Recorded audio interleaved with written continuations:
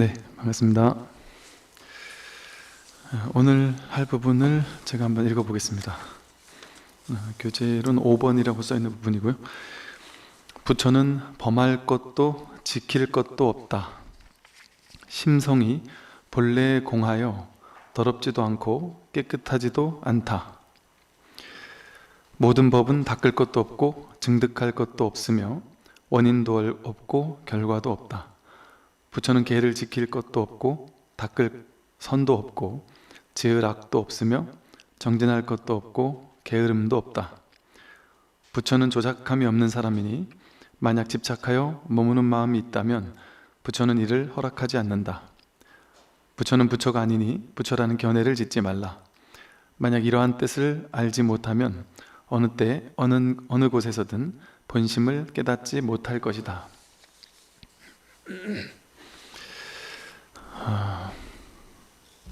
한마디 한마디가 아주 아름다운 그런 글들입니다. 부처는 범할 것도 없고 지킬 것도 없다.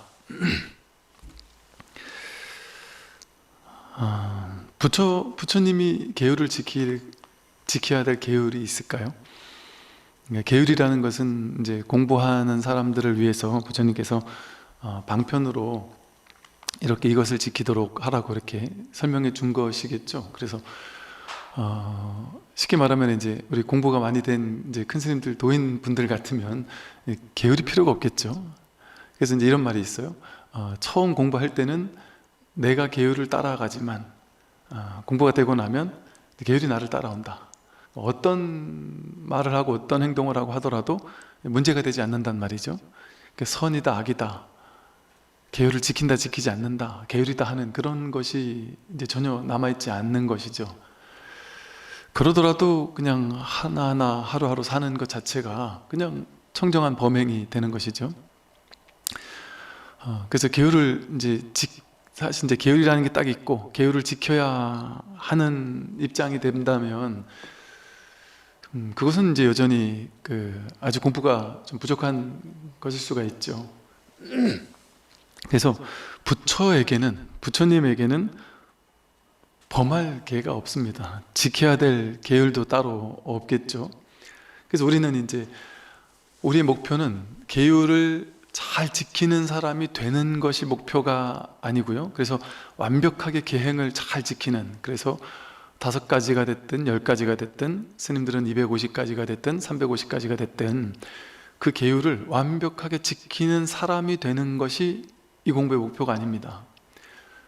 그 계율에서 노연하는 것이 이 공부의 방향이죠. 계율이 필요 없는 사람이 되는 거죠. 언제까지 우리가 계율에 이렇게 이건 옳고 이건 그르다라는 걸 틀을 세워놓고 옳은 것은 지켜야 하고 틀린 것은 지키지 않도록 막 애써야 하는, 그렇게 어떤 틀에 가두는,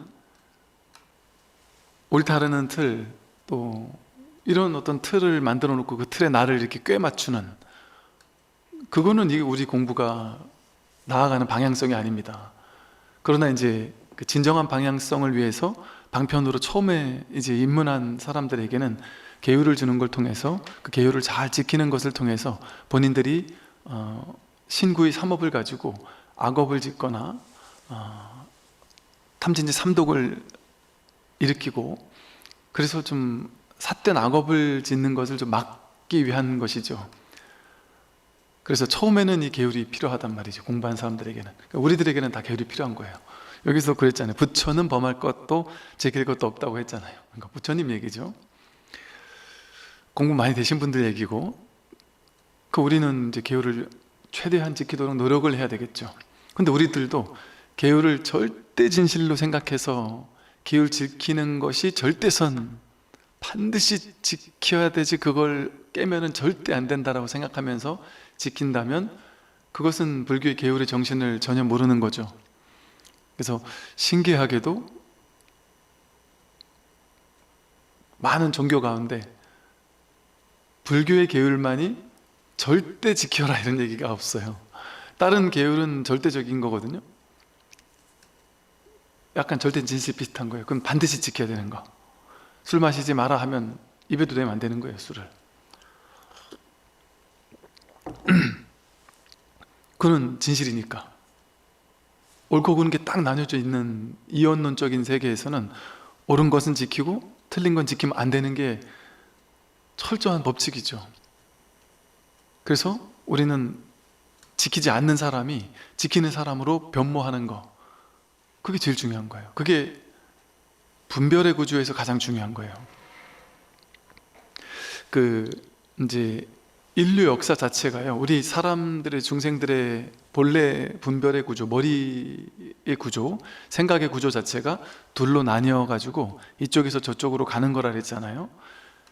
내가 키가 크냐 작냐를 내 혼자는 판단 못 하는 거예요. 크다거나 작다라는 말이 등장하려면 옆에 비교할 대상이 있어야 비로소 그 사람에 비해서 내가 크다거나 그 사람에 비해서 내가 작다라는 게 형성이 되잖아요. 이처럼 분별이라는 것은 반드시 둘로 나뉘어져 있어야지만 되는 거예요. 필연적으로 둘로 딱 나눠가지고 그 중에 나쁜 것이 좋은 것으로, 성격이 나쁜 사람이 성격 좋은 사람으로 바뀌고, 계율을 안 지키던 사람이 계율 지키는 사람으로 바뀌고, 번뇌망상이 있는 사람이 번뇌망상 없는 사람으로 바뀌고, 괴롭던 사람이 괴로움 없는 사람으로 바뀌고, 중생이 부처로 바뀌고, 그게 이제 우리들의 뇌구조, 분별의 구조는 그렇게밖에 이해할 수 없단 말이죠. 그러다 보니까 불교도 어쩔 수 없이 여기서 저기로 가는 것처럼, 파라미타 이런 말처럼 중생이 부처가 돼야 되는 것처럼, 계율을 안 지키던 사람이 계율을 지키는 걸 통해서 청정한 수행자가 돼야 되는 것처럼, 그렇게 이제 방편의 구조를 띠고 있어요. 왜? 방편의 구조는 경전이나 경률론 3장 같은 부처님의 방편의 말은 전부 다 말로 쓸 수밖에 없고 언어로 표현될 수밖에 없거든요. 그리고 이 세상을 사는 중생들에게 이 무분별지로 가도록 만들기 위해서는 반드시 그들이 알아듣는 분별의 구조로 말할 수밖에 없는 거예요. 그러다 보니까 어쩔 수 없이 분별의 언어로 되어 있어요. 모든 경전이나 어록이나 계율도 전부 다 분별의 구조로 되어 있어요. 그건 어쩔 수 없는 거예요. 방편이기 때문에. 그런데 이걸 방편이라고 하는 이유는 모든 분별의 구조로 되어 있는 언어는 분별을 깨기 위한 거예요. 둘로 나뉜 것이 본래 둘로 나뉜 것이 아니다라는 것을 깨닫게 해주기 위해서 어쩔 수 없이 잠깐 임시로 둘로 나눈 거예요. 이렇게 우리 중생들의 구조 자체가 둘로 나뉘는 것으로 되어 있기도 하고, 그러다 보니까 당연스럽게 인류의 역사 자체가 모든 역사는 전부 다 둘로 나눠가지고 나빴던 사람이 착해지는 방향으로, 어리석은 사람이 지혜로워지는 방향으로, 인간이 완전자가 되는 방향으로, 이런 식으로 전부 다 모든 어떤 전통, 사상, 철학, 종교, 모든 것의 구조는 다 그렇게 되어져 있어요. 인도의 브라만교, 전통적인 브라만교도 나라는 어리석은 사람은 이렇게 오염돼 있다는 거죠. 그래서 이 오염된 것을 털고 번뇌망상을 없애고, 그래서 수정주의라고 해서 막 고요하게 하고, 이를테면 몸을 해방시키기 위해서는 고행을 하고, 정신을 해방시키기 위해서는 선정주의, 선정을 닦아가지고. 왜 그걸 닦아야 될까요? 어리석은 중생은 먼지가 오염이 많이 돼 있으니까 오염된 사람이 오염 없는 곳, 라만, 그리로 가야 된단 말이에요. 그래서 둘이 하나가 되도록 내가 번뇌를 털어서 저쪽으로 가야 된다는 거죠. 그래서 범하이려, 해서 내가 범과 이려 하나가 돼야 되는 방향, 이런 구조를 띠잖아요. 이 어리석은 중생들이 이 번뇌를 없애가지고, 그 번뇌를 없애기 위해서는 반드시 여기서 저기로 가야 되고, 브라만으로 가야 되잖아요. 그럼 여기서 저기로 가는데 방법이 필요해요. 그러니까 수정주의가 됐든 고행주의가 됐든 어떤 특정한 방법이 필요하고, 그 방법을 열심히 갈고 닦아야만 갈 수가 있어요. 그리고 저 범천과 인간은 다를 수밖에 없어요. 반드시 나는 부족하고 못난 존재고 저쪽에는 완벽한 이상향이 있어요. 그래서 나는 저 이상향을 향해 달려가야 되는 존재예요. 그러면 반드시 저분은 훌륭한 분인데 나는 못난 사람인 거예요. 못난 사람이 열심히 갈고 닦아야 갈 수 있는 거예요. 그러니까 반드시 갈고 닦는 걸 잘하는 사람도 있고 못하는 사람도 있죠. 그러니까 우리들끼리도 차별이 되는 거예요. 좀 더 많이 간 사람과 적게 간 사람, 보다 저 자리에 가까이 간 사람과 가까이 못 간 사람이 차별이 돼요. 그러니까 이렇게 계급도 나뉘는 거예요. 브라만, 크샤트리아, 바이샤, 수드라. 더 청정한 사람과 그러지 못한 사람으로 나뉘거든요. 또 선정주의 같은 건 어때요? 색계, 사선, 무색계, 사선. 선정을 중요하게 여기는 수행자들의 그룹에서 가장 중요한 건 뭐냐면, 대화를 한두 번 나눠보면 그 수행자가 어떤 선정을 얻었는지가 딱 쉽게 말해 견적이 나온다는 거죠. 그럼 이 선정을 닦아본 사람들끼리는 대화를 해보면 저 사람이 어느 정도의 선정에 간지가 딱 나오는 거예요. 그럼 내가 저 사람보다 못한 선정에 갔구나? 그럼 딱 꼬리를 내린단 말이에요. 저 사람이 나보다 높은 선정에 있는 사람이니까. 선정의 단계가 있으니까. 선정의 단계에 따라 오염이 옅어진 정도가 다르니까 거긴 당연히 계급이 나뉘어져요. 열심히 수행 잘하는 사람과 못하는 사람이 차별적으로 분별돼요. 그리고 높은 사람과 낮은 사람이 필연적으로 생길 수밖에 없어요. 그런 구조에서는, 돌로 나누는 구조에서, 내가 저쪽으로 가는 구조에서는. 인도의 아트만 사상만 그런 게 아니죠. 다 그래요. 다 어디서나.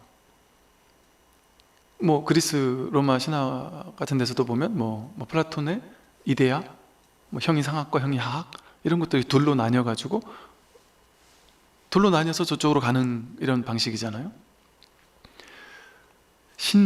신이라는 어떤 이런 구조도 마찬가지죠.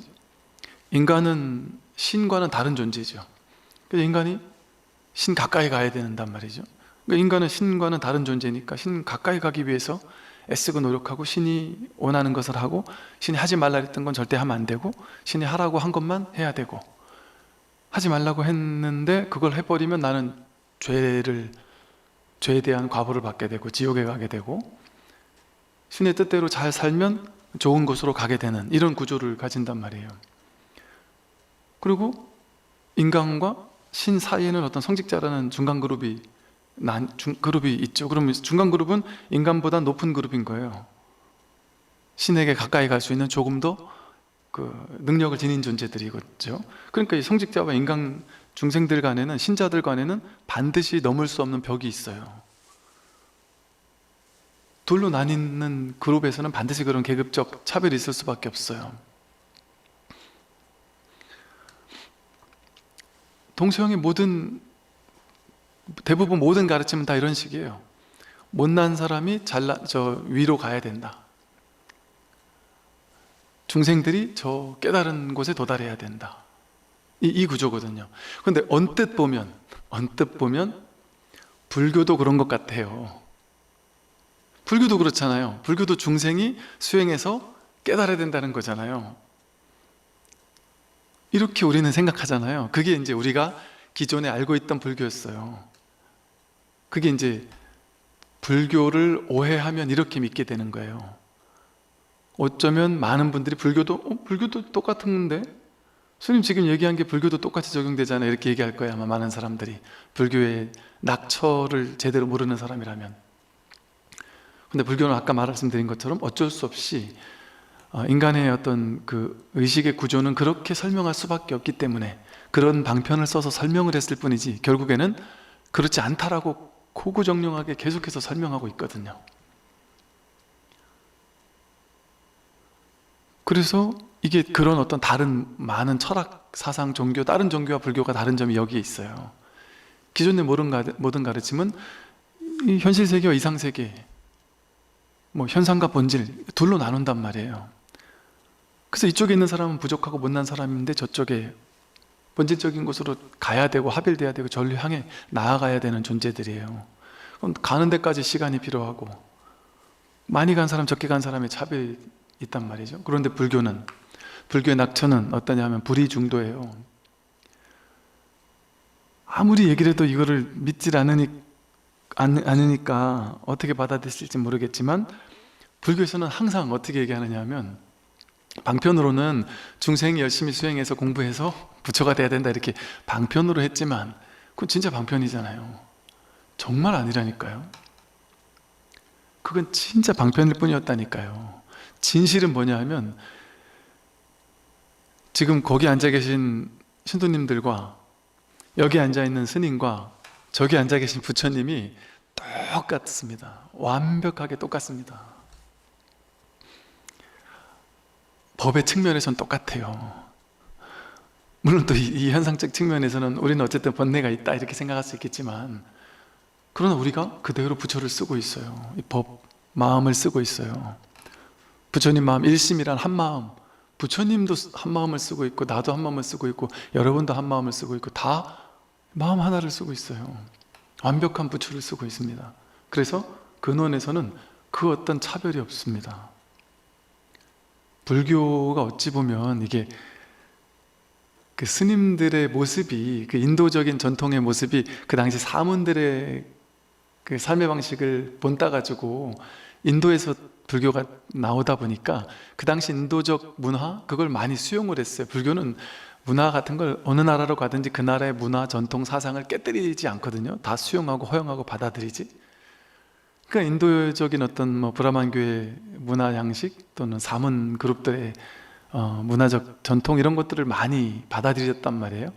그러다 보니까 스님들의 모습도 그들의 어떤 그때 출가 전통을 받아들이다 보니까 머리를 깎고 있고 하얀색 옷을 입고 회색 옷을 입고 이러니까 어찌 보면 목사님 신부님들은 이렇게 신도님들과 스님들 성직자 간의 겉모습으로 봤을 때는 잘 구분이 안 되잖아요. 똑같이 양복 입고 계시고 하니까. 그런데 오히려 이제 스님들은 상을 깨는 종교인데도 불교라는 종교는 어제 하다 보니 이렇게 스님과 제가자가 확 구분이 돼 버렸어요. 머리카락도 구분이 되고 입는 옷도 구분이 되고, 또 우리는 이렇게 옛날 전통 한복 같은 옷을 입고, 그러니까 너무 이렇게 구분이 되는 것처럼 보일 뿐이에요. 그러다 보니까 불교는 스님과 제가자가 엄청난 차이가 있는 종교라고 우리가 착각하고 있어요. 완벽히 아니에요. 이런 측면에서는 뭐 예를 들어 뭐 진각종이라든지 이렇게 어떤 종당 같은 데서는 머리를 기르기도 하고 뭐 그냥 똑같이 보이기도 하잖아요. 근데 그런 게 전혀 문제가 되지 않죠. 이 법의 자리에서는. 이 겉모습이 이렇게 다를 뿐이지 사실은 불교는 철저하게 승속이 둘이 아니에요. 승속불이에요. 불이 둘이 아닙니다. 공부 많이 한 사람과 공부 적게 한 사람이 완벽하게 다르지 않습니다. 불이법이에요. 남녀가 다를 수가 없어요. 저희가 어릴 때 어디에서 불교에서는 뭐 여자는 성불할 수 없다, 뭐 남자가 돼가지고 성불해야 된다, 뭐 이런 얘기가 있었다라고 우리 옛날에 이렇게 알고 있는데, 그게 어떤 전통 속에서 뭐 그런 일부에서 주장이 나왔는지 몰라도 본질의 우리 법의 입장에서 본다면 그럴 수가 없어요. 완벽하게 그럴 수가 없어요. 여자가 없으니까, 남자가 없으니까. 남자 여자라는 거는 분별망상이거든요. 그 어떻게 그런 차별이 있을 수가 있겠어요? 여자는 못 깨닫는다는 거는 정말 이거는 말도 안 되는 소리예요. 1도 가능성이 없는 소리예요.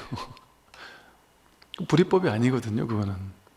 그러니까 우리 분별이거든요. 남자다 여자다라는 게. 진정한 자기의 자리에서 딱 보면 나는 나이도 없고 남녀도 없고 승속도 없고 그런 어떤 차별이 없어요.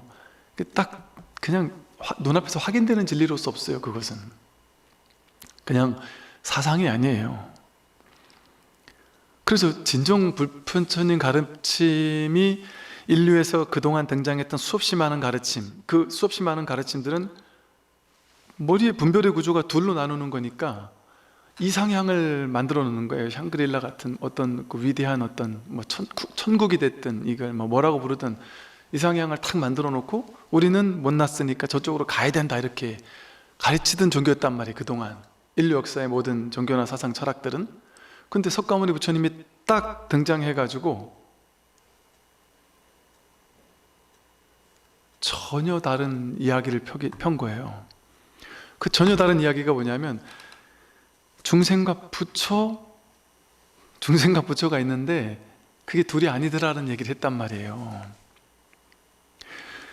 보세요. 신이 인간을 창조했어요. 그러니까 신이 있으니까 인간이 있는 거예요. 신이 인간을 창조했으니까.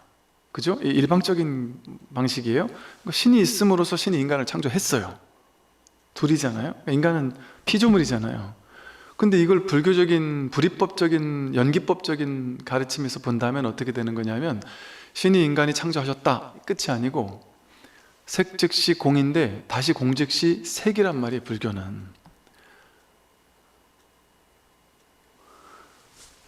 신이 있음으로 인간이 창조가 됐는데, 연기법적인 관점에서 보면 신이 있음으로 인간이 있고 끝이 아니라 신이 있음으로 인간이 있는데 똑같이 동등하게 인간이 있음으로 신이 있단 말이에요. 중생이 있음으로 부처가 있는데 부처가 있음으로 중생이 있어요. 부처와 중생은 뗄래야 뗄 수 없는 불이의 관계예요. 연기적인 관계예요. 이것이 있음으로 저것이 있고 저것이 사라지면 이것도 사라져요. 둘이 아니에요. 그 동등함은 완전 평등이에요. 신과 인간, 부처와 중생이 똑같은 완전한 평등이에요. 둘로 나뉠 수가 없습니다.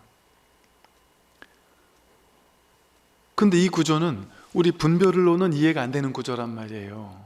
깨닫기 전에는 소화가 안 되는 이야기란 말이죠.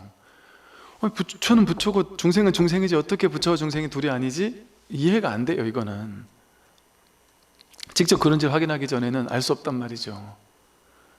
그러다 보니까 언뜻 보면 말장난같이 느껴지기도 해요. 이게 부처님 가르침 위대한 점이에요. 그동안의 인류 역사는 우리가 열심히 수행해서 저쪽으로 가야 된다고 생각했는데 가야 되는 게 아니었구나. 여러분, 견성해서 성품을 깨달아야 된다 그러잖아요.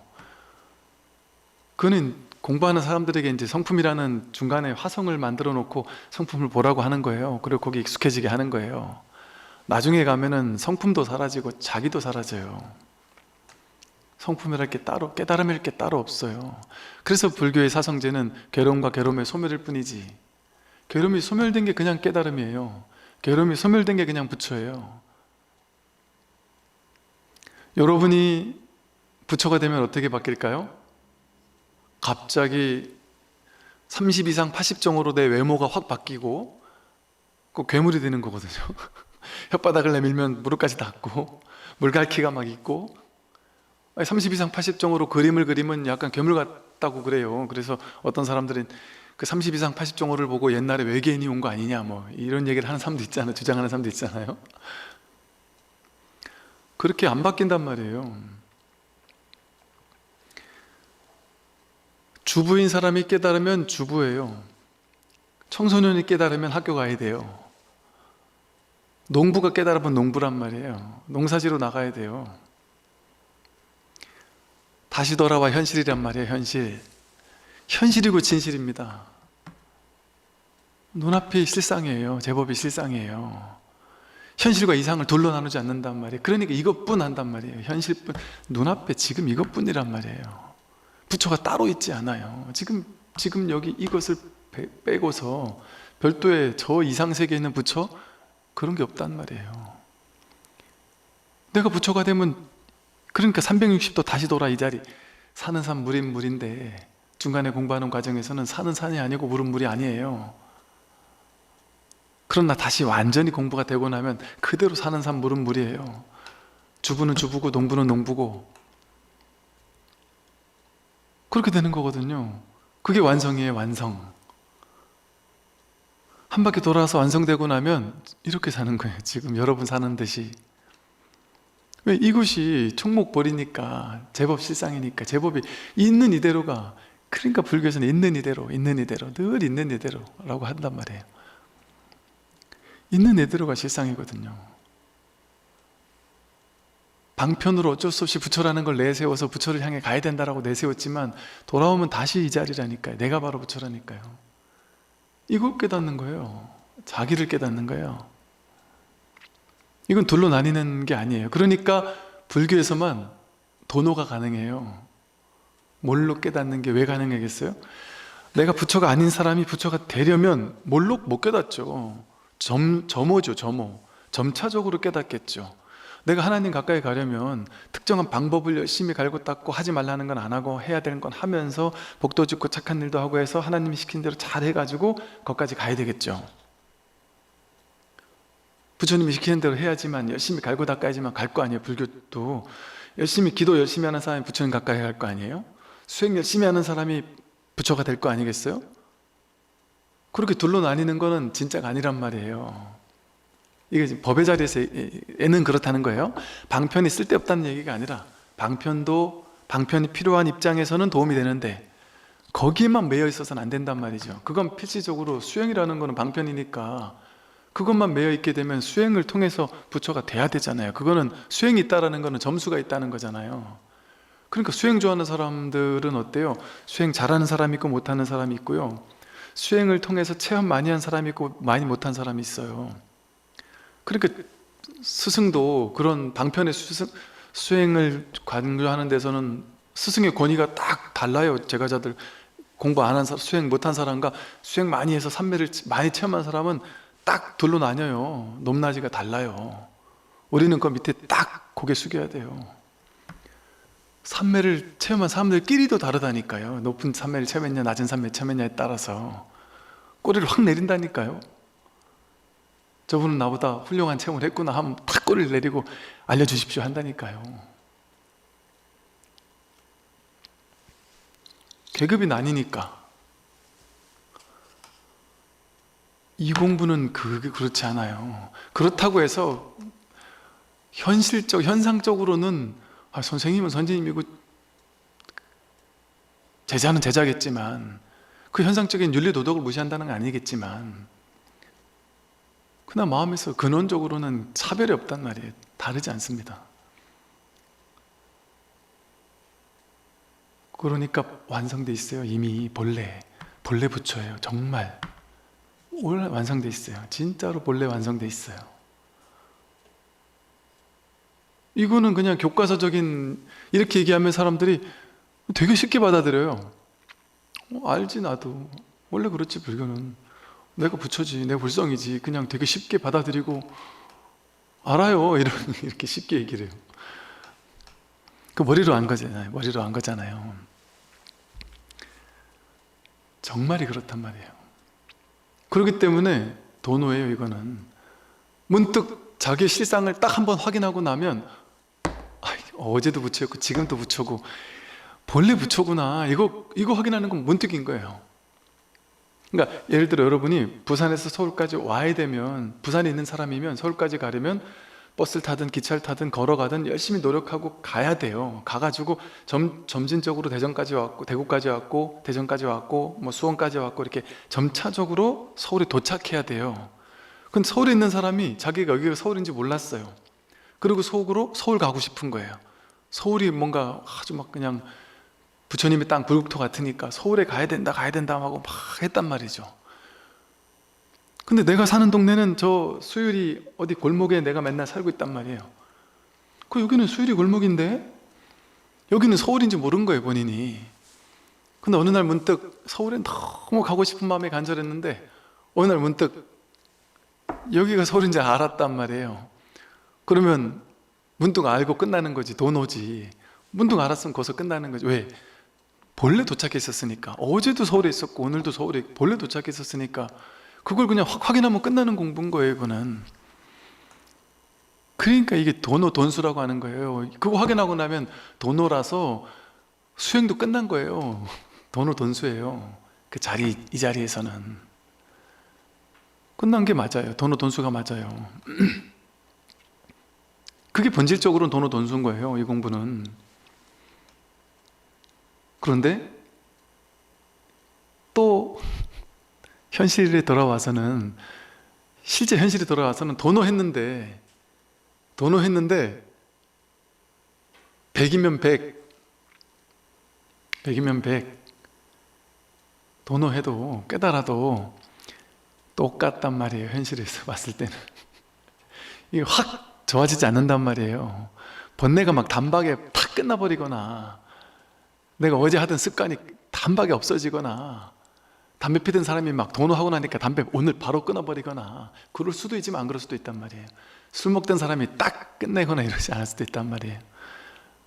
요즘엔 제가 선지식들도 많거든요. 제가 선지식도 뭐 옛날부터 많았죠. 방과사에서부터 시작해서 근세 많은 다양한 선지식들이 있었죠. 제가 선지식들 중에는 술 좋아하던 분이 깨달으면 계속 술 좋아하는 거예요. 제거 선지식 분들이 당신들 공부하는 사람들끼리 모여서 가르치고 나서 뒤풀이로 술집 가가지고 술 먹으면서 뒤풀이 하면서 마음 나누기 하고 이럴 수도 있는 거죠. 당연히 그럴 수 있는 거예요. 담배 피던 사람이 깨달으면 담배 계속 피다가 폐암으로 죽을 수도 있는 거예요. 그런 성자들이 있잖아요, 실제로. 또 본인의 의지에 따라서 이거 끊어야 되겠다 해가지고 서서히 끊는 사람도 있고, 단박에 끊는 사람도 있고, 그건 사람에 따라 다른 거예요. 그걸 가지고, 그 겉모습을 가지고 깨달았냐 깨닫지 못했냐, 저 사람이 깨달았는데 어떻게 담배를 필 수 있느냐, 깨달았는데 어떻게 술을 먹을 수 있느냐, 이런 거 가지고 얘기할 수 없단 말이에요. 그래서 본질로 보면 돈수예요. 근데 현실에 봤을 때는 그게 오랜 습이 있기 때문에, 습기, 업습에 그게 있기 때문에 단박에 그 습이 제해지진 않아요. 그러니까 그런 현상적인 입장에서 도노 점수라고 제널 스님 같은 분께서는 자상하게 공부인들을 분발시키는 거예요. 그러니 도노 점수와 도노 돈수는 서로 다른 주장이 아닌 거예요. 같은 얘기예요. 같은 얘기예요. 같은 얘기. 이 부처님 측면에서는 도노 돈수지만 우리 공부인들 입장에서의 측면에서는 도노 점수라고 할 수 있는 거예요. 그것만 그러냐? 여러분과 도노한 사람과 부처님이 다르지 않단 말이에요. 완전히 다르지 않다. 이게 불교예요. 불이 중도, 불일불이 하나도 아니고 다르지도 않다. 이게 이제 부처님의 위대한 가르침이거든요. 그리고 이 부처님이 출현한 이후부터 이제 이런 어떤 둘이 아닌 이 전통, 이게 바람계에도 영향을 미쳤고 유교에도 영향을 미쳤고 다양한 사상 철학에 다 영향을 미쳤어요. 그 이후 나온 다양한 철학들이 다 일항기에서 나온 이런 다양한 종교들마다 나름의 신비주의 전통이 있고 둘이 아닌 어떤 이런 전통이 있는 것들이 이 영향을 받았어요, 다.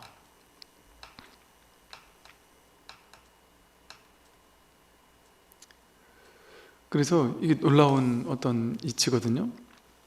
그래서 다시 이제 돌아가 보면요, 부처님 이 자리에서 이거는 범할 것도 없고 지킬 것도 없어요. 우리가 본래 부처예요, 본래 부처.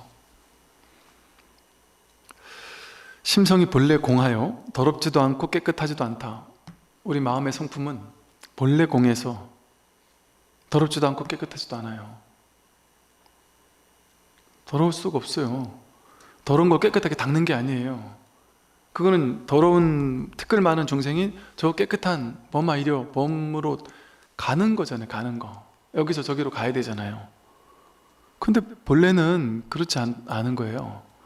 불교도 그런 방편을 쓰지만 티끌 많은 중생이 번뇌망상 삼독심에 오염된 중생이 저 깨달은 부처로 가야 된다, 파라미타 여기서 저기로 건너가야 된다, 이런 방편을 쓴단 말이에요. 이거는 중생을 위한 어쩔 수 없는 자상한 자비 방편이에요.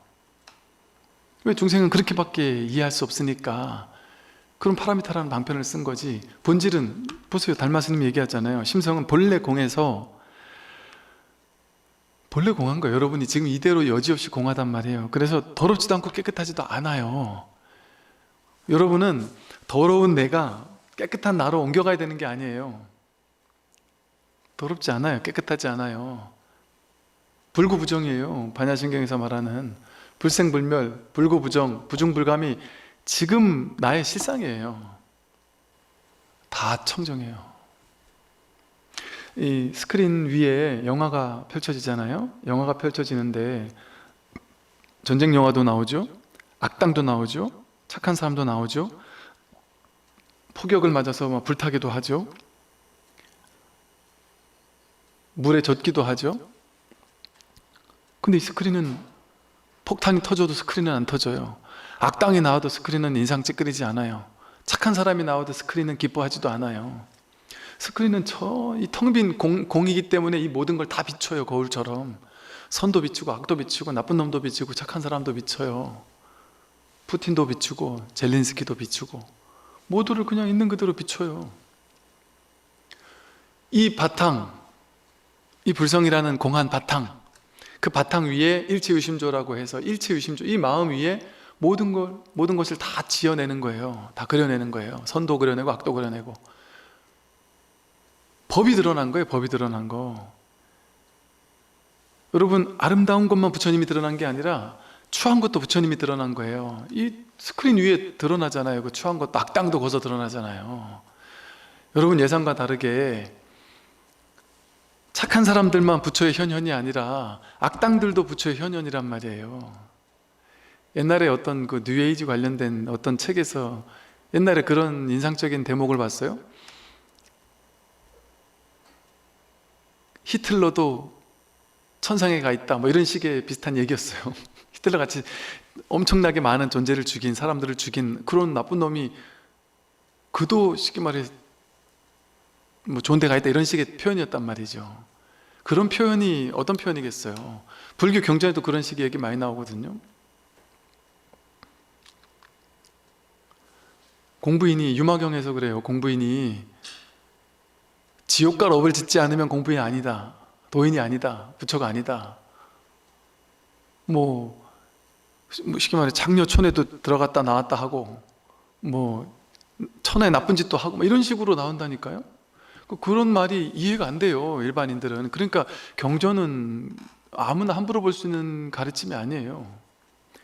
임재 뭐 이런 뭐 내지는 뭐 운문 스님 뭐 이런 스님들은 부처? 내가 부처에 무슨 뭘 허리를 꺾어버리겠다 뭐 내지는 부처라는 건 저 돼지 우리 속의 말뚝과도 같은 것이다 뭐 이런 식의 얘기를 한단 말이에요. 둘이 아니란 말이에요. 천하의 더러운 것과 천하의 깨끗한 게 둘이 아니라는 거예요. 지옥과 천상 극락이 둘이 아니란 말이에요. 지옥 중생과 부처님이 둘이 아니에요. 그걸 둘이라고 여겨서 아직까지 나는 부처를 취하고 지옥은 버려야 된다는 마음이 있으면 그 사람 부처가 아닌 거예요. 천하의 나쁜 놈을 나쁜 놈이라고 몰아붙여서 미워하고 증오하고 밀쳐내야 되겠다고 여기고 부처님만 취해야 되겠다고 생각하는 사람은 여전히 깨달음과 거리가 먼 거예요.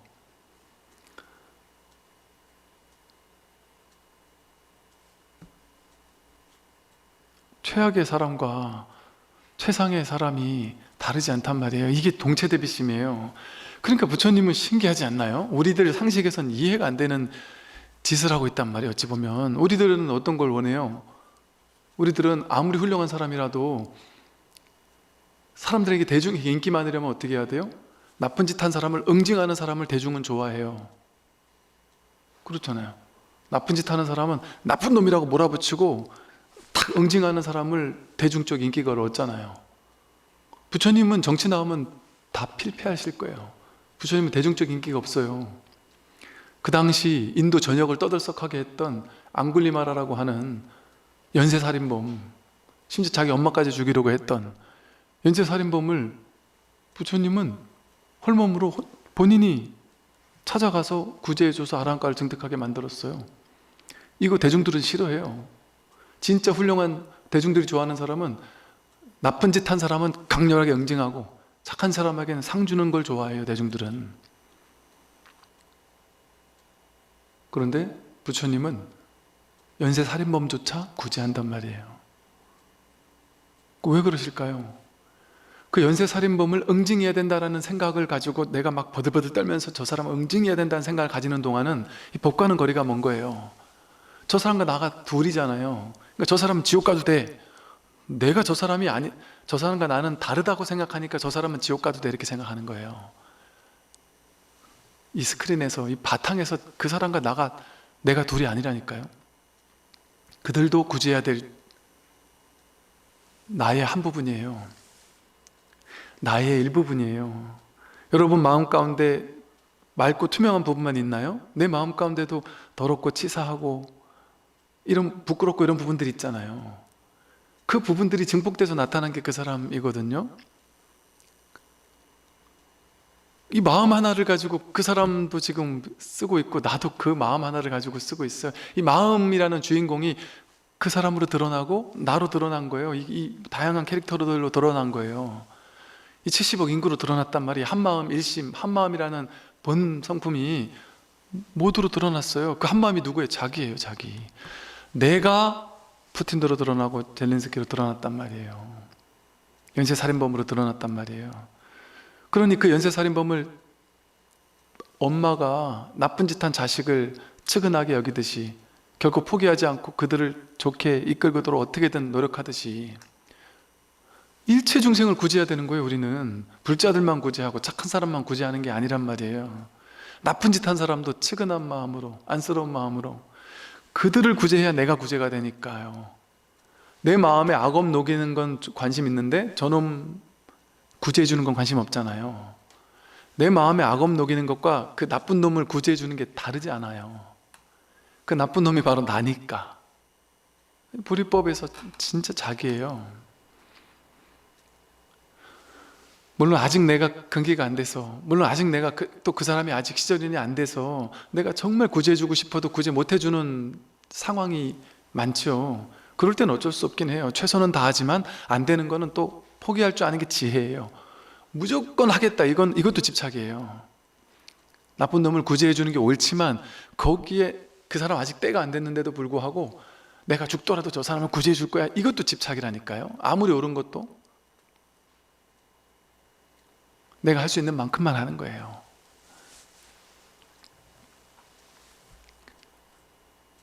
그러나 그 누가 됐든 모든 내가 할 수 있는 선에서라면 일체 중생을 다 구제해 줘야 돼요. 네, 그들이 나예요. 정말로. 이거 그냥 이게 이제 제가 드리는 말씀 중에 되게 뭐랄까, 그러니까 머리로 이해는 안 되지만 뭐 좋은 말이야 할 만한 얘기들이 있는데, 저는 그랬던 것 같아요. 어릴 때 이제 그런 얘기들을 들으면 너와 내가 둘이 아니다 이런 얘기를 들으면 그냥 흘려들은 것 같아요. 그냥 항상 흘려들은 것 같아요. 그 좋은 말이지. 뭐 둘이 아닌갑지. 난 지금 모르니까 나중에 깨달으면 나도 저렇게 되겠지.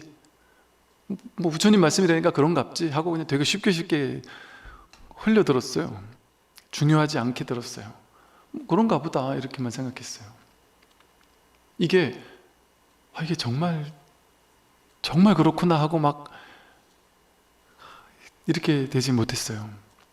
이게 정말이에요. 정말이에요. 그래서 여러분과 인연 맺고 사는 모든 존재, 여러분 지금 살고 있는 이 내가 보는, 내가 관심 갖는, 내가 인연 맺는 그 모든 사람이 나의 투영이에요. 그게 나의 모습이에요.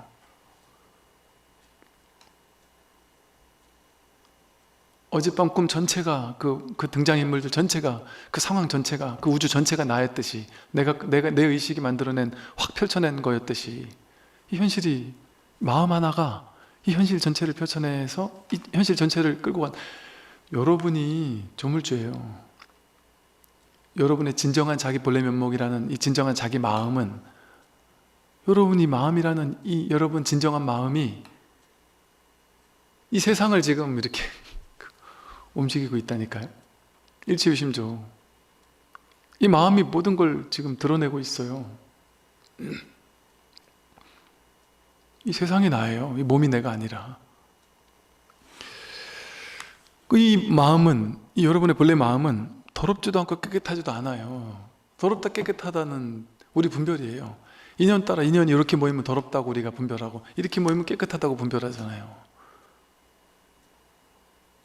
남들이 침을 튀기면은, 침 튀겨서 내 입에 쏙 들어가면 아이 더럽다 이러잖아요. 침 튀기면 더럽다고 생각하는데 내가 사랑하는 사람하고는 뽀뽀를 하면서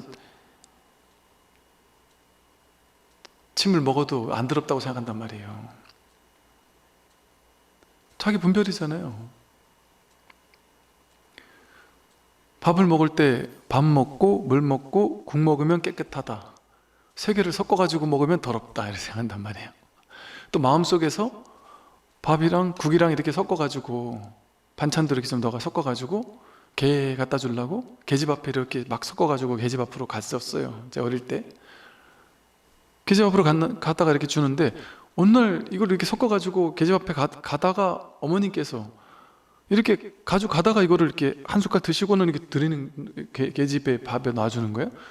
아이 엄마 더럽게, 제가 그렇게 얘기를 했거든요. 그러고서 가만히 생각해 보니까 이게 더러운 게 좀 전까지 내가 먹던 건데. 그러니까 이게 분별이거든요. 더럽다 깨끗하다라는 분별이 만들어낸단 말이에요. 그 분별하지 않으면 이 마음은 더러울 것도 없고 깨끗할 것도 없어요. 오염될 게 없어요.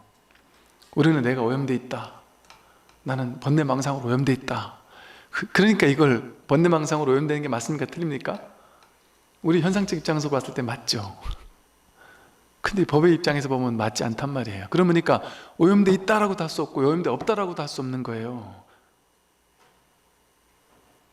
그게 중도를 드러내는 논법이에요. 어쩔 수 없이 그렇게밖에 말할 수 없어요. 깨끗한 것도 아니고 더러운 것도 아니다. 오염된 것도 아니고 오염되지 않은 것도 아니다. 여러분 부처입니까? 부처인데 부처인 것도 아니고 부처가 아닌 것도 아니다, 이렇게 또 얘기한단 말이에요. 측면이 있으니까. 이쪽 측면에서는 부처라고 할 수 있지만 또 중생 측면에서는 그러지 못하다라고도 할 수 있으니까요.